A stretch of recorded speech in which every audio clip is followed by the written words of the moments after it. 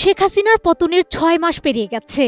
ইতিমধ্যে মন্ত্রণালয় ও প্রতিষ্ঠানকে শক্তিশালী ও যুগোপযোগী করতে সংস্কার সহ বিভিন্ন উদ্যোগ গ্রহণ করেছে অন্তর্বর্তী সরকার। এর মধ্যে বাংলাদেশের তথ্য প্রযুক্তি খাত, বিশেষ করে টেলিযোগাযোগ এবং সফটওয়্যার খাতে ভারতের প্রভাব এবং শেখ পরিবারের আধিপত্য নিয়ে আলোচনা বেশ গম্ভীর হয়েছে। অভিযোগ উঠেছে বাংলাদেশের এই খাত পুরোটাই ভারত ও ফ্যাসিবাদের দোসর শেখ পরিবারের নিয়ন্ত্রণে। জানা গেছে, দেশের ইন্টারনেট ও সামাজিক যোগাযোগের তথ্য এখনও ভারতীয় প্রতিষ্ঠানের সার্ভারে জমা হয়।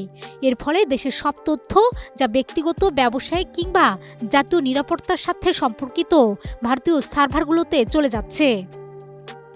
বিশেষজ্ঞদের মতে এতে বাংলাদেশের জাতীয় নিরাপত্তা মারাত্মকভাবে হুমকির মুখে পড়েছে। অভিযোগ, ক্ষমতায় আসার পর শেখ হাসিনা সরকার নানা অপকৌশলে খাতটি শেখ পরিবারের ঘনিষ্ঠ ব্যবসায়ী ও সরাসরি ভারতীয় প্রতিষ্ঠানের হাতে তুলে দেয়।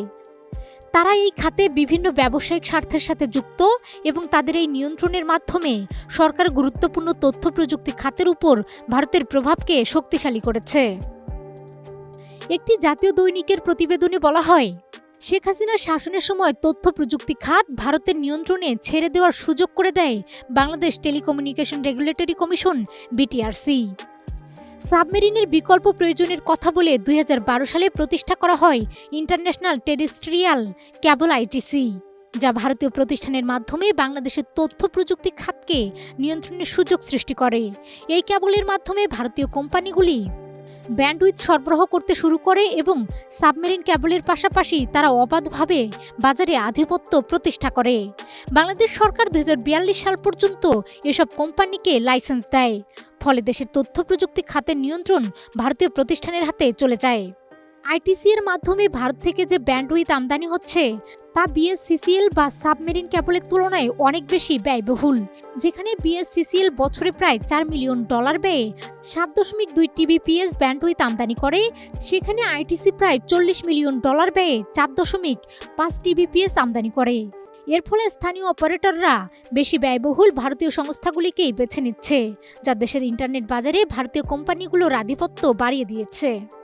ভারতীয় প্রতিষ্ঠানগুলির মাধ্যমে আইটিসি সংযোগকারীপাতা বা ইন্টারসেপ্ট করার সুযোগ রয়েছে, যা বাংলাদেশের জাতীয় নিরাপত্তার জন্য অত্যন্ত ঝুঁকিপূর্ণ। ভারতীয় কোম্পানিগুলি বাংলাদেশের সীমান্তবর্তী অঞ্চলে বিভিন্ন ডেটা সেন্টার তৈরি করেছে, যা ভারতীয় ক্যাশ সার্ভারের মাধ্যমে দ্রুত ইন্টারনেট কন্টেন্ট সরবরাহ করে।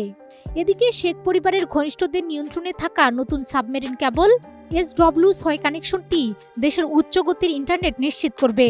কিন্তু এখানেও ৩টি নতুন প্রাইভেট সাবমেরিন কেবল অপারেটরকে লাইসেন্স দেওয়া হয়েছে, যা আবারও শেখ পরিবারের ঘনিষ্ঠদের হাতে।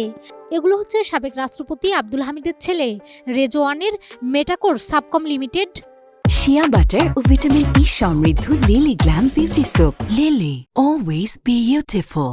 চৌধুরী নাফিস শরাফত ও মোহাম্মদ এ আরাফাতের সিডিনেট এবং ফরিদ খানের সামিট কমিউনিকেশনস লিমিটেড।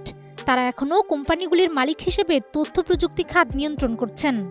ডাক, টেলিযোগাযোগ ও তথ্য প্রযুক্তি মন্ত্রণালয়ের পলিসি অ্যাডভাইজার ফয়েজ আহমেদ তৈয়ব জানিয়েছেন, তথ্য প্রযুক্তি খাতের ভারতীয় নিয়ন্ত্রণ কমাতে সরকারের পলিসি পরিবর্তনের পদক্ষেপ চলমান রয়েছে। সরকারের লক্ষ্য দেশের ইন্টারনেট অবকাঠামোকে একক নির্ভরতা থেকে মুক্ত করা এবং আইটিসির মাধ্যমে দেওয়া অতিমাত্রায় সুবিধাগুলো ঠিক করার প্রক্রিয়া চলছে। তবে দীর্ঘমেয়াদী পরিকল্পনা হাতে নিয়ে দেশের ইন্টারনেট বাজারকে প্রতিযোগিতামূলক ও সাশ্রয়ী করার চেষ্টা চলছে, যাতে দেশের সার্বভৌমত্ব রক্ষা করা যায়। মাহমুদা বিথি, ২১শে টেলিভিশন।